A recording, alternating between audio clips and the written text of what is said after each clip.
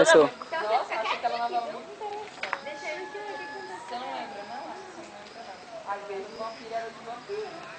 Passando não, podia repetir. Ela era fica repetindo essas novelas que a gente já viu, tá? Essa Sete Pecados não faz nem 2 anos que ela saiu da área. Kaique Brito, o Edson Celular tava, agora a Cláudia Raia, não sei não. Malhação.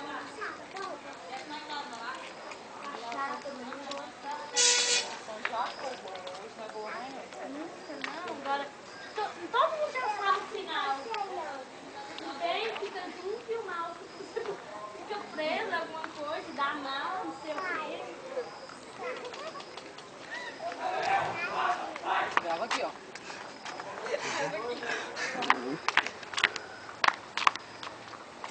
Toma, vó.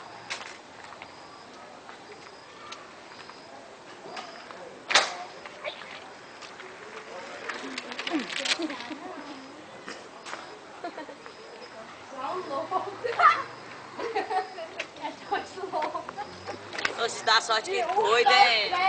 Você dá sorte que doida. Coisa mais forte da água. Não, se ela não vier, nós vamos recolher um pedacinho.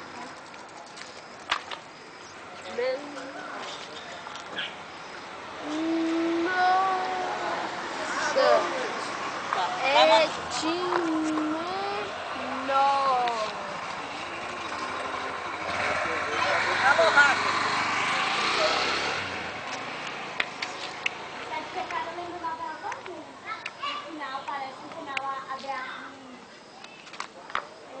enterrada por uns minutos, depois ela dentro do caixão, ela liga pro menino, aí o menino vai buscar ela. Alfinete.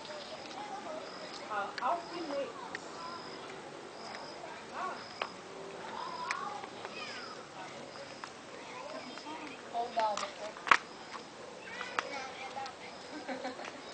Parece, né? Ai, esse cachorrinho. Tá bom. É daquele meu Deus do céu, que Tá bom. Onde vocês deixam cair, que aí vocês batem. Deixa cair? Não, gente! Aí vocês pegam bem na mão assim um do outro. Hein?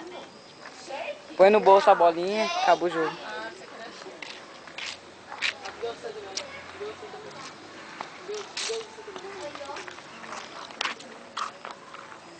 Que cara, você tá vendo? Não tá